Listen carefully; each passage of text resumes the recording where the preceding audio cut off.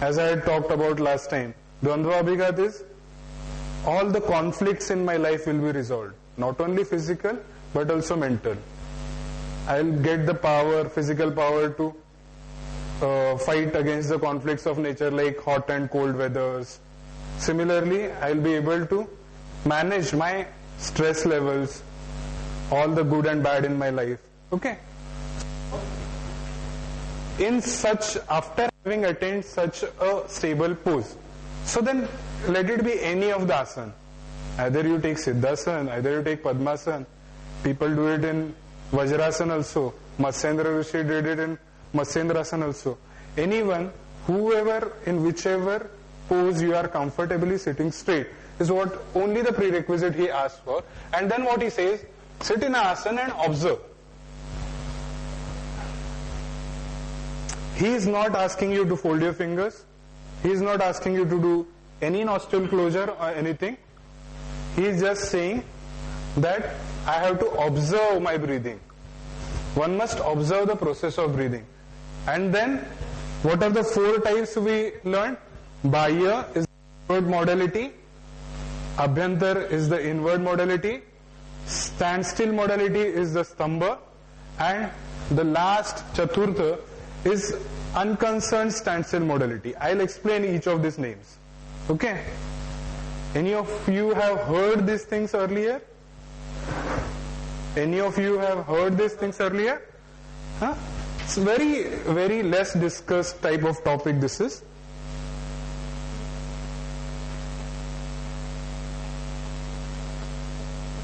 Basically what he says is, if any one of you has done Vipassana type of technique or breathe awareness, Anapana, or breathe awareness type of thing, this comes very close to that. What he says, just sit still, close your eyes and observe your breathing. Nothing to modulate, not to do anything personally as such. So then, in my breathing process, what I will see, one thing is that goes in, comes out, there is some pause. Okay, so these are the things which I observe. So what he asks for is a meticulous observation of the process that is going on first.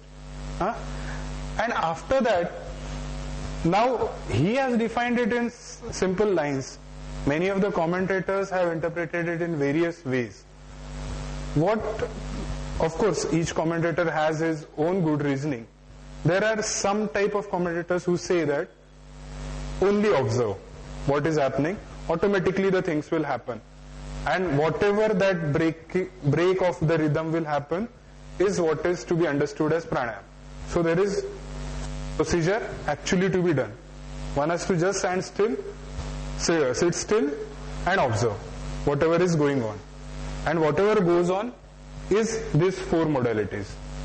Either the breath goes in, either the breath goes out, either it takes a pause inside, outside, or there is a 4th modality wherein, irrespective of wherever the breath is, it's half the way inhalation or half the way in the exhalation process, anywhere the breathing process may stop.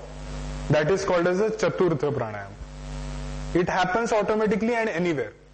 Usually what we have heard is of Purak, Rechak, Kumbhak, that is Abhyantar Kumbhak or Bahya Kumbhak. So, inhalation and holding the breath or exhalation and holding the breath. But he is not talking about any such type of thing. It may happen over here in the standstill modality that in Stambha Vritti, it may be either a Abhyantar Kumbhak or a Bahya Kumbhak. But in the 4th category, he talks about such type of Kumbhak which is called as also Keval Kumbhak by some other authors. In that, the breath may stop anywhere. Anywhere. Maybe I have just started inhaling and it may switch off. Or maybe I have inhaled 3/4 of my capacity and it may switch off. Maybe I have exhaled 1/4 of my capacity and it may switch off. Or anywhere, half the way in my breathing process, anywhere if it gets switched off. And it is not respective with my complete inhalation or complete exhalation. then it is called as the fourth type of modality. A bit different this topic is, so your faces are quite serious, because this type of, usually pranayam people ask you to fold your hands, and then you start with the Anulom Vilom, that is initial practice, and then people go on with various other practices. But as we are focusing as a study what Patanjali wants, that's why we are lucky enough to explore this part. Otherwise, if it would have been a general pranayam lecture, I would have also talked a very little about this and jumped upon the things that are usually done now. But this opportunity we have got. Then while observing, we have what Patanjali has said, sit still and observe. Then how to observe? Very meticulous and scientific writer, he says you observe the desha, the kala and sankhya. What to observe? It's like writing an experiment. If you go through the whole Patanjali's chapters, you will see a format of writing, a way in he presents things. He introduces a concept and then he explains that, as if a very scientific author is writing something. So now, on what parameters to observe? So, what is the desha? So if I am observing my breath, just imagine, if I am observing my breath, what I'll observe is how much I am able to inhale and how much I am able to exhale. Then there are some techniques that are told by some of the commentators, like take a small cotton fiber and hold it in front of you and just examine how long your breath is going out. Or just place your 4 fingers in front of your nostril and see how much is the expanse of your exhalation. Okay? Did you get me? So this is the desha. It is not desha, India, Pakistan, nothing. It is the range.